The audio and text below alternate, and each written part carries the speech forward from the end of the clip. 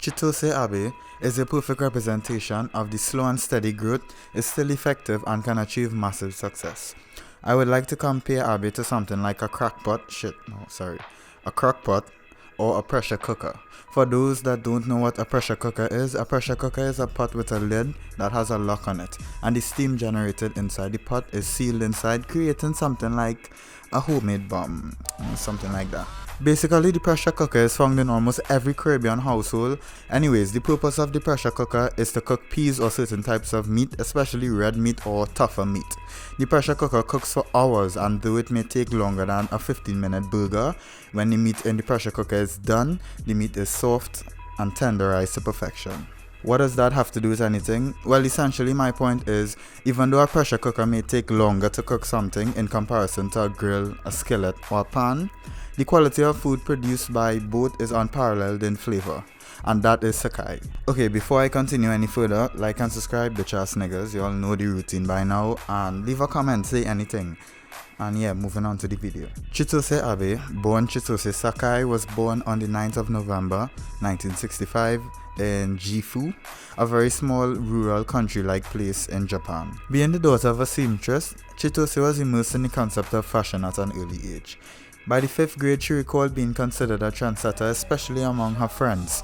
Around that age, she also discovered Issey Miyake on television, and it was the first time she saw fashion as someone's job and being successful at it, which inspired her. Though Chitose desperately wanted to attend Bunka Fashion College like her peers, she was unable to and instead attended a fashion college in Nagoya. After attaining her degree, she worked at Whirlpool Limited, a very successful clothing company that produces clothes for a wide array of brands. Though it was a high honor to have a corporate job in fashion, she grew bored of it and became more drawn to Comme des Garçons models walking the street near where she worked. Eventually, she left and began working for Comme des Garçons in 1991. Comme des Garçons was kind of like the side piece in the situation, where she was already happy in this relationship here, but she grew bored of it and saw this new, fresh, exciting person that she wants to explore, so yeah. She described her experience there as liberating. Though she worked a position lower at Comme des Garçons as a pattern cutter, she was creatively free, and therefore she had no stipulations on her, and she was encouraged actually to venture off and explore creative venues, I guess. Yeah. Eventually, she was asked to work under Junior Watanabe, under CDG, and under Junior Watanabe, she met Junichi. I think I pronounced that correctly. I don't know. Junichi Abe, who was also a pattern cutter at that time, and who she marries and adopts the Chitose Abe name. Nothing really lasts forever, and so did her stay at CDG.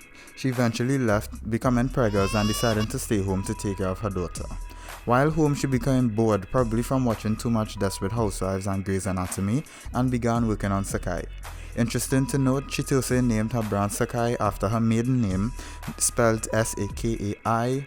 The only difference is she changed the K to a C, which the only logical explanation, if you ask me, is that she's a Crip. Anyways, moving on. She launched Sacai in 1999, the same year she left CDG. The aesthetic of Sacai covers several areas. Firstly, she blurred the gender lines in garments by implementing masculine elements into female clothing and incorporating feminine aspects into male-oriented clothing.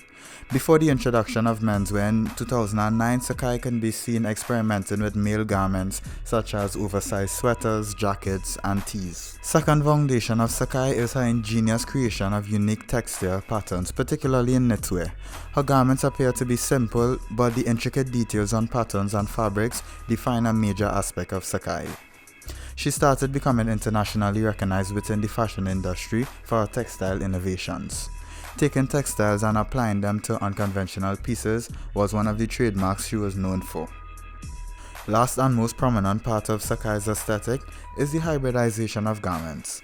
Abe is something of a mad scientist or mad surgeon, fusing different garments together such as jackets and shirts by deconstructing garments, taking certain parts and then reconstructing a new piece of clothing made of the sum of parts. This has become the biggest signature style of Sacai, and its influence is seen in many other high fashion and more popular brands. For Chitose Abe, the creation of Sacai was all about cementing a special kind of existence for Abe. It's all about taking familiar pieces and turning them into something unfamiliar. This is the philosophy behind the fusion technique. Abe enjoys playing with the angles of garments, giving the illusion of a simple piece from one angle and an unorthodox and complex view of the same exact piece from another angle. Her reasoning is that clothes is the initial public identity of a person, and just like the duality of garments that she creates, there's also a duality or a complexity of one's personality, all depending on the angle which you look at it. If you ask me, it's kind of like the Instagram pictures you see where it gives you the illusion of, yeah, she could like kill me with her thighs. But like when she stands up, in reality, she kind of looks like a Pringles tin. Abe maintains a small and interconnected staff and owns 100% of Sacai. Being an apprentice of Ray Kawakubo, Abe adopted a lot of her teachings, such as maintaining ownership of one's business and being hands-on in all the creative decisions being made by her label. She also adopted Kawakubo's serious approach to fashion with abstract designs and surreal ideologies. Some of Sacai's more notable collaborations were the Clark Desert Boot foursome and the Vans collaboration in 2014. They both followed the aesthetic of Sacai by implementing certain unusual texture patterns that would not be seen conventionally on these silhouettes. These two collabs exposed Sacai to a greater, more mainstream audience, and the one that did it the most and exposed Sacai to the greatest mainstream audience is Nike. The Nike LDV Waffle mainly comprises of two shoes, the Blazer and the Daybreak, and they more followed the deconstruction reconstruction aesthetic of Sacai, and you can see this by the multiple swooshes and multiple patches located and misplaced on the shoe itself. Despite the current climate of consumerism, a slow burn of quality and consistent content will eventually receive the acknowledgement and praise it deserves. Though Sacai was launched in 1999, it did not receive large recognition until the 2010s. I think 2011 to be specific, so it wasn't even in the teens, it was like right before the teens. Besides the point, this year makes it 2 decades since it's been around. This is not to believe that mainstream attention is what Sacai's intention was. It was not, but the mainstream attention is a product of consistent and innovative, thought-provoking work. In conclusion, if you want to start a fashion brand, be a crockpot, not a skillet.